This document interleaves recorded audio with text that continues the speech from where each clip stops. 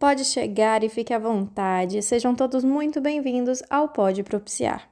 Eu sou a Camila Chucre, psicóloga, e na companhia de convidados estarei aqui compartilhando alguns minutos de um papo de qualidade. Espero que esse momento possa propiciar diversas reflexões e novos questionamentos para seguirmos nessa vida com mais curiosidade que certezas. Afinal, esse é o caminho para a mudança. Estamos aqui novamente para falar sobre um assunto bem legal. Nação dopamina, os riscos do excesso de prazer. E quem está aqui comigo hoje para bater esse papo é ninguém mais, ninguém menos que Ana Paula Prado, psicóloga, mas eu vou deixar o espaço para ela se apresentar. Seja muito bem-vinda, Ana.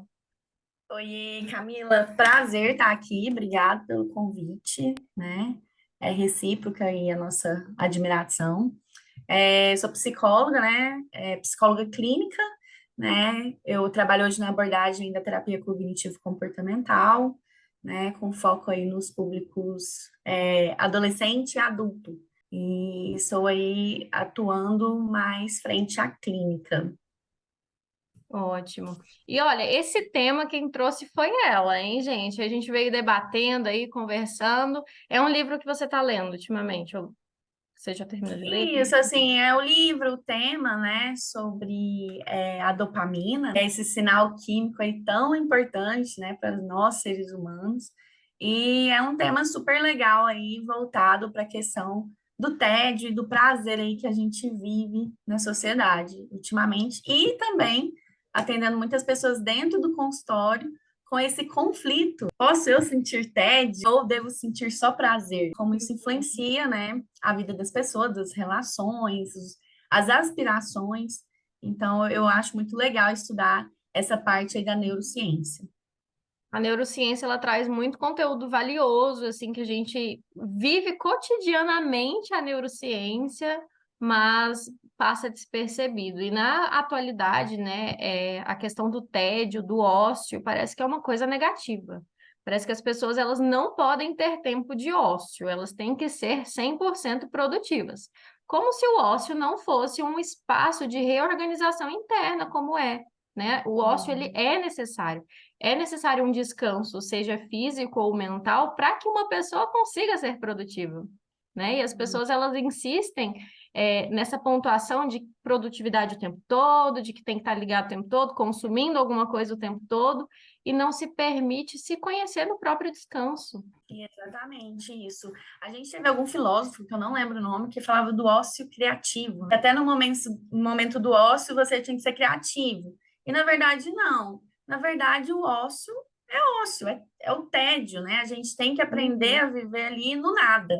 Porque geralmente a gente quer tudo por um fim, né? Se a gente vai se relacionar, é por um fim. Se a gente vai fazer uma coisa, tem que ser por um fim. Tudo tem que ter um fim.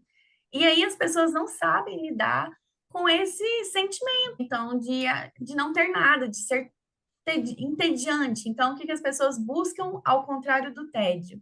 O excesso de prazer, que é uma armadilha a longo prazo, tá? Todo ser humano, né? Então, assim, essa busca excessiva pelo prazer é o que leva muitas pessoas aos vícios, a algumas compulsões.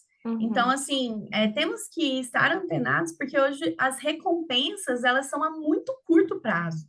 Então, hoje eu abro um celular, eu já tenho aquela recompensa ali. Por que que é tão viciante ficar rodando o feed, vendo a vida dos outros ali no Instagram? Porque é muito recompensador.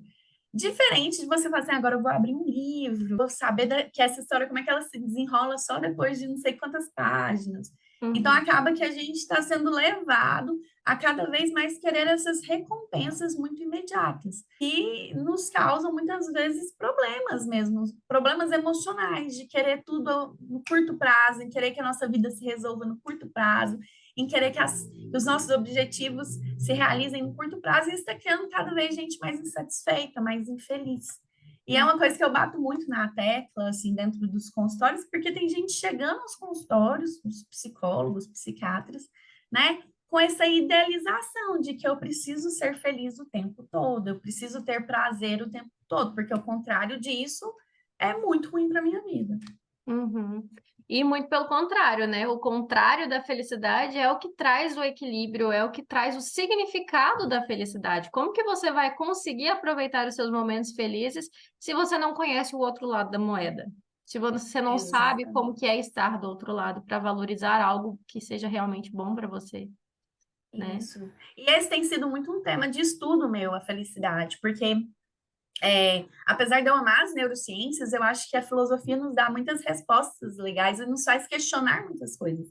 E isso eu tenho Concordo. questionado sobre a felicidade. Existe um livro do Pondé, do Carnal e do Cortella, eles debatendo sobre felicidade. E a felicidade, ela não é um fim, ela é o processo. Então, as pessoas buscam esse fim. E é como o Cortella fala que se a gente não conhecesse a tristeza, a gente nunca saberia o que é felicidade. Então Uhum. a vida oscila, né, nos sentimentos. Então assim, eu acho muito ruim quando a pessoa fala de sentimento negativo. Eu tenho dificuldade sobre esse termo, porque eu acho que os sentimentos, eles são do ser humano, não necessariamente negativos e positivos. Eu gosto de classificá-los em confortáveis e desconfortáveis. Com Então, por exemplo, pontuação. vergonha. Vergonha é desconfortável, mas não é necessariamente um sentimento ruim. Às vezes a gente precisa enfrentar a vergonha para alcançar certas coisas. Acaba que enfrentando a vergonha ali, sentindo vergonha, você se vê mais vulnerável, você vê que você Uhum. pode errar. Então, assim, eu não gosto de classificar negativo, positivo, até para não dar esse conhecimento pejorativo para as pessoas. Sim, e É os mais no sentimentos, eles sentido. têm as suas funções. Porque, por Sim, exemplo, exatamente. eu lembrei agora, quando eu atendia crianças, eu usava muito o filme Divertidamente. E tem uma Hum, cena muito clássica no Divertidamente, mostrando exatamente isso que você está falando, que os sentimentos que são tidos como negativos, nem sempre eles são ruins, eles são necessários. Então, o medo dali dos sentimentos presentes dentro da Riley, que é a personagem principal, ele é o que controla a Riley para ela não se acidentar. Então ela tá correndo desgovernada em casa, é o medo que puxa e freia ela. Ó, não, peraí, tem um fio aí no meio do caminho, você pode tomar um choque. E aí ela usa do medo para se frear, se resguardar e aí passar a se divertir novamente. Então é exatamente isso que você está falando. Os sentimentos, eles não são necessariamente negativos ou positivos. Eles são necessários e a gente tem que abraçar assim eles na sua amplitude. E é o que a gente vê muito das pessoas é querer fugir desse sentimento. Então, eu não posso sentir tristeza de modo algum, mesmo aquela tristeza sendo muito coerente com o contexto. Então, se eu acabei um relacionamento, é esperado que eu fique triste. Ai, se eu vou fazer algo pela primeira vez, é esperado que eu fique com um pouco de vergonha. Mas a questão do sentimento, eu falo para os pacientes, por exemplo, o medo. O medo serve para ser enfrentado. O medo na questão evolutiva, ele serviu para preservar a nossa espécie. Porque senão Uhum. a gente ia ser comido pelo leão. Ele acabou nos ensinando que era perigoso, né, pra gente. Então, assim, eu falo que ó, algumas emoções, elas nos mostram um caminho para a evolução. Nossa evolução. Então, a tristeza, até quando você vê, quando você tá triste, você fica mais letárgico, mais lento. Isso serve para Uhum. quê? Para fazer você refletir, Ficar mais né? introspectivo, né? Introspectivo, você vai ver que na tristeza a gente reflete muito mais, a gente Uhum. acaba, né, pensando mais sobre aquilo que aconteceu e tirando lições daquele sofrimento, daquela questão. Então, tá vendo que a gente não pode colocar algum sentimento como um vilão? Claro, né, gente? A gente não pode ser negacionista, que existem alguns sentimentos que, se a gente não aprende a lidar com eles, eles podem tornar, né, transtornos mentais, mas eu vejo muito mais uma geração que foge de sentimentos desconfortáveis. Então, assim, eu não quero que meu filho. Eu vi esses dias uma paciente falando isso para mim. Eu quero dar tudo para o meu filho que eu nunca tive, Chega, me dói né? E aqui. assim, olha que eu nem sou da área infantil, mas eu pensei, por que seu filho não pode passar pelo desprazer de não ter algo, pela Uhum. escassez? Tanto que a escassez ela é importante em certos contextos. E por que a gente tem que ter só o excesso ou tudo que a gente quer? E eu fiz essa reflexão com a minha, ela falou, nossa, Ana, eu nunca parei para pensar. E a gente tem um ponto aqui. Sim. Realmente, ter tudo o que se quer, que é o que acontece, a gente acostuma a pessoa ao prazer.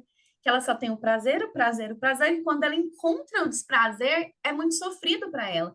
porque ela não criou uma resiliência. Então, isso que acontece. Então, as pessoas, muitas vezes, para fugir do desprazer, vão para os vícios, porque não querem entrar em contato com as suas faltas, não querem entrar em contato com seus abismos emocionais, que todos nós temos. Sim, e Então, aquele assim, medo de entrar em contato com esse abismo e não conseguir sair dele. exatamente. Muitas vezes. Porque nunca encarou de fato para saber como lidar com isso. Então, é compreensível esse medo. Não à toa existe a psicoterapia. Para você ter Sim. alguém ali para te dar a mão, para seguir esse caminho juntos. Para você enxergar uma borda. O que eu costumo dizer de metáfora é que você precisa mergulhar em si. Mas em todo momento você precisa enxergar alguma borda ali em cima. E se você não consegue mais enxergar essa borda, você precisa pedir ajuda. Para Isso, alguém te puxar. exatamente. Para E alguém. muitas vezes o próprio psicólogo vai, né, o terapeuta, ele vai te ensinar a lidar com aquelas emoções, a enxergar que elas fazem parte de você, a aceitá-las como inerentes à vida. Então, não é que você, quando você entra na psicoterapia, você para de ter problemas. Não, os problemas continuam aparecendo, é a vida. Mas você aprende a lidar melhor com essas questões, entendendo, tendo mais consciência de si, tendo consciência desses sentimentos que também fazem parte de você. Porque eu falo, tudo aquilo que a gente nega, tudo aquilo que a gente foge, de certa forma, isso nos pega mais para frente. Então, assim, não adianta. Eu falo que a psicoterapia é uma delícia, mas tem hora que ela nos confronta. Fala, ó, você precisa olhar para esse medo, você precisa olhar para o seu abismo, né? O Nietzsche falava, quando o abismo, você olha para o abismo olha para você. Então, é você enxergar esses abismos e faz parte, né, desse processo. Então, assim, cada vez mais estamos, assim, numa estilo de vida, fala pace of life, né, esse estilo de vida que é extremamente prazeroso, gente. Sim. Por exemplo, hoje na natureza não existe nenhum tipo de alimento que tenha gordura e açúcar. Hoje a gente já tem os processados, temos os fast food, temos sorvete, que é uma delícia. Então, a gente tá acostumado com comidas muito palatáveis. Então, o prazer está muito, assim, em voga, né?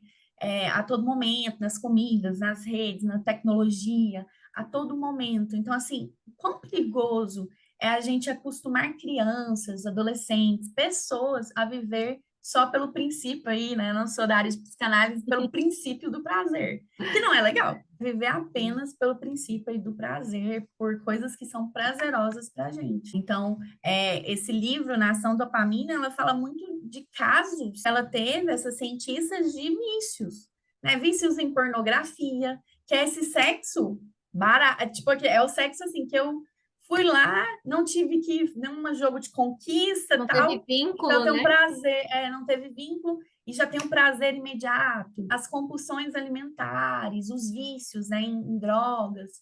Então, assim, a todo momento essa dopamina, né, que gera em nós, que é a energia, né, essa energia que todos nós buscamos. Só que a gente tem que ter essa atenção para entender que também existem recompensas a longo prazo que a gente tem que ter essa persistência para alcançá-los. Sim, sim. E o vício, de alguma forma, ele diz, se não em partes ou de tudo, de uma falta.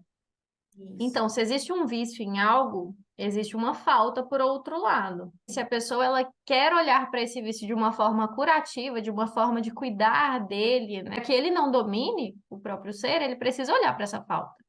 Ele precisa olhar a função desse vício na vida dele. Ou também ele está fugindo do desprazer de outra área, né? Que é a Sim, questão, um término de um relacionamento, desemprego. Aquilo ali sim, está gerando desconforto e eu preciso ali de um lugar que me dê esse prazer imediato, ou que exatamente me isso. leve para longe do sofrimento. Mas a gente sabe que são apenas ali doses pequenas de prazer e que uma hora acaba. Por isso que a gente vai precisando cada vez mais e mais e mais.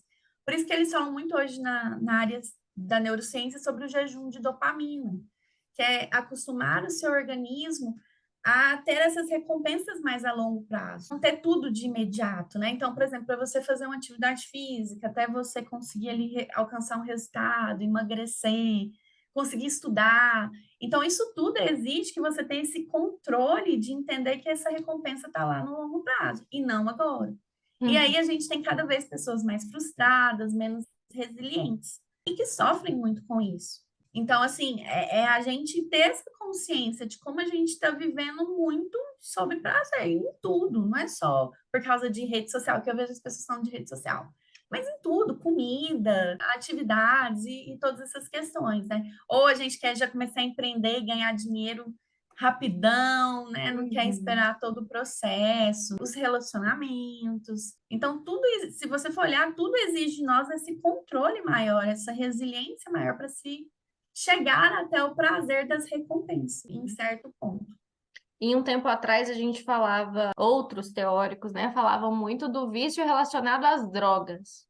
Mas hoje o vício ele está presente em vários lugares. Hoje a gente enxerga, né? Porque antes também já estava presente em vários lugares. Mas hoje a gente enxerga essa presença dentro de casa, em outras situações, que não por algo que modifique quimicamente você tomando, mas você consumindo. As telas, elas mudam você quimicamente falando. A gente tem um sistema dentro do cérebro que a gente chama de sistema de recompensa, né? E ele é ativado, né, quando a gente está fazendo coisas prazerosas, né? Quando a gente fala sobre motivação. Motivação é você encontrar um motivo de você fazer as coisas. Muitas vezes a gente fala de desmotivação. Ai, geralmente a gente tem dificuldade de se engajar em certas coisas pela desmotivação. Então, assim, ó, como que é importante você encontrar os porquês do que você faz. Porque quando você não encontra os porquês, você vai ser desmotivado e você não vai querer fazer aquilo lá. Então, assim, hoje existe na literatura científica até a atenção. Ela é modulada aí pela motivação. Então, tipo assim, eu preciso ter uma motivação para eu me atentar. Então, por exemplo, vamos supor que esse podcast aqui atraiu uma pessoa, é muito legal o tema, eu gosto desse tema, então ela vai se sentir atraída pelo motivo, né? Nossa, eu gosto muito. E ela vai achar isso daqui legal, ela vai assistir até o final. Se às vezes o tema não interessar outra pessoa, não é minha área, eu não gosto disso, então ela não vai se sentir muito com vontade de se atentar. E isso é muito incrível, assim, no nosso dia a dia. Vocês podem ver que o que você mais tem motivação, você vai fazer mais rápido, você vai fazer com mais energia. E o que você está desmotivado vai ser mais difícil, vai se arrastar mais. E outra coisa que a gente tem que se atentar é que a gente acaba cobrando essa forma de agir baseado no excesso da dopamina de quem está ao nosso redor. Então, sejam pais em relações a filhos, seja um casal em relação um ao outro, você quer sempre que essa pessoa esteja em contato com o prazer, quer que essa pessoa esteja sempre feliz e não consegue entrar em contato com a infelicidade do outro. Uma questão assim muito recorrente que eu tenho visto várias pessoas debatendo sobre é o luto, porque o luto ele é inerente à vida. Todos nós passaremos pelo luto. Seja o luto da morte de uma pessoa, seja o luto pela perda de alguma coisa, porque são lutos, né? Quando você termina um relacionamento, é um luto. Quando você sai da escola, é um luto. Você perde o emprego, é um luto. E as pessoas, elas não conseguem validar esse momento introspectivo do outro. Acabam sendo, muitas vezes, invasivos, muitas vezes desrespeitosos. E nós precisamos olhar também para esse outro com respeito. Respeito ao momento dele, né? Luto, por exemplo, né? Como eu levantei, cada um passa pelo luto de uma forma. Não tem como a gente exigir de uma pessoa que ela haja da mesma forma que a gente agiria. E o que a gente precisa é respeitar esse processo e entender que entrar em contato com esses sentimentos tidos como negativos, esse momento ele é necessário. Porque senão isso não vai se ressignificar de uma forma como deveria. E aí vira outras questões muito mais difíceis de serem lidadas. Verdade. Camila, é muito interessante sobre o luto, porque, assim, geralmente a gente até, eu acho que tem tudo a ver, assim, que a gente fala, a gente invalida muito o sentimento das pessoas, né? A gente não quer ver. Então, a gente tem dificuldade de entrar em contato com a nossa tristeza e a tristeza do outro, né? Sendo que no contexto que ela está aparecendo ali é perfeitamente, digamos assim, é normal. A pessoa se sentir triste após a perda de alguém, seja de uma pessoa, né? Através da morte, seja através de uma perda de um emprego, seja um rompimento de um relacionamento, seja por sair da escola, uma nova fase de vida. E a gente tende a invalidar muito o sentimento do outro. Fala, não, você não pode ficar assim, você não pode se sentir triste. E acaba que aí a gente acaba, em vez de ajudar a acolher a pessoa, a gente faz ela ficar mais mal, porque ela tinha que já tá saindo daquela dor, daquele sofrimento. E eu falo que sofrimento não é você tem uma fita métrica, você mede, ó, a Camila tá sentindo tantos metros de dor, eu tô sentindo tanto. Porque a dor é muito subjetiva, ela passa por um contexto, por uma história, pela biografia daquela pessoa, pelo jeito de ser dela. Então, assim, é muito ruim quando a gente vê essas relações que a gente quer tirar, livrar o outro do sofrimento, mesmo que seja até com uma boa intenção. Às vezes a Uhum. pessoa tem uma boa intenção, fala, não, é porque eu quero que ela se sinta para cima, e a gente acaba invalidando a pessoa para que ela não entre em contato com a dor dela. E isso Essa é pessoa entrar. desconfortável. Porque essa pessoa entrar em contato com o sofrimento dela, com a dor dela, significa que eu também tenho essa possibilidade de entrar em contato com o meu, mas espera, não tô pronta para isso, não quero. Então não vamos ninguém entrar em contato com o sofrimento. E é geralmente esse movimento Exatamente. que a gente vê aí sendo feito. Exatamente. Então, de qualquer forma, a gente foge dos sentimentos desconfortáveis, tanto os nossos sentimentos quanto dos outros, né? Porque os outros estão passando, então a gente tenta abafar, a gente tenta tirar ele daquilo ali, tenta dar uma receitinha de bolo de como se sentir feliz. Eu falo que hoje existe muito mentores da felicidade, né? Que tem 10 dicas, 5 passos para a felicidade, 3 passos para sair de um sentimento ruim. E não, acho que esse processo tem que ser a gente aceita que ele acontece a partir disso para elaborar. E quando você não consegue fazer isso, busque a ajuda profissional de um psicólogo, de um profissional da saúde mental. Se fosse tão fácil aí seguir esses 3 ou 5 passos, eu acho que a vida de todo mundo estaria bem solucionada, né? Exatamente, exatamente. É tipo aquilo assim, ai, tô ansiosa. Ai, menino, não fique preocupa não, como se isso adiantasse essa fala, né? É como se isso fosse ajudar, né, a É. resolver, né, aquele processo de ansiedade, né? Então, assim, e a gente acaba banalizando os sentimentos, e aí essas pessoas vão sofrendo aos poucos, né? Vão escondendo essa dor até ela ficar tão grande, às vezes eclodir em transtornos mentais, em alguns processos mais de adoecimento da saúde psíquica, né, da pessoa. Uhum. E quando a gente fala de banalizar esses sentimentos, a gente também tem que ressaltar a importância de não negligenciar os sentimentos, sejam eles Uhum. bons ou, né, ruins, sejam eles positivos ou negativos, sejam eles, como que é o termo que você trouxe? Confortáveis e Confortáveis, desconfortáveis, né? sejam eles confortáveis ou desconfortáveis. Por quê? Você também precisa viver os bons momentos como eles são, porque muitas vezes as pessoas não validam as próprias conquistas. Então, as conquistas precisam ser validadas, e os momentos que você não está tão confortável, você também precisa se acolher. Ser real com os seus próprios sentimentos que vão surgindo de acordo com o cotidiano, com o dia a dia, e ver o que que você consegue fazer para encontrar a sua homeostase, né? O seu próprio equilíbrio ali no meio disso. Isso. Eu gosto muito de uma linha da terapia, das terapias comportamentais, que é a terceira geração, e tem a ACT, né? Que é a terapia de aceitação e compromisso. E, assim, é muito interessante porque eles falam dessa linha de aceitar o que se sente, aceitar que eu estou ansioso, aceitar que às vezes eu estou numa crise de ansiedade, porque aquilo ali vai passar. Né? Aquilo Uhum. ali, a gente geralmente fala isso na clínica, né? Quando a pessoa tem sofrimento. O sofrimento, ele tem um tempo. Então, assim, é a gente aceitar que ele existe, que ele está acontecendo naquele momento, aceitar, validar ele, não, realmente estou sentindo isso, estou passando por isso, estou ansioso, estou triste por causa disso. E aí a gente tem mais chances de ressignificar isso, Exato, né? Mais chance de entender ali o que está acontecendo conosco. Então, é exato. muito importante mesmo essa validação e não negligenciar, né, as nossas emoções, confortáveis e desconfortáveis. Ana, a gente teria assunto aqui para mais de metro dentro desse assunto. A gente poderia aí Sim, falar sim. por horas e horas, mas eu vou encerrar para deixar um gostinho de quero mais com as pessoas, tá? Ótimo. Certinho, Camila. Muito obrigada pela oportunidade. Foi muito bom falar um pouquinho sobre esse tema. Tem muita coisa, mas assim, já eu acho que a gente deu conta de falar das principais pontos e e questões para as pessoas refletirem no dia a dia delas.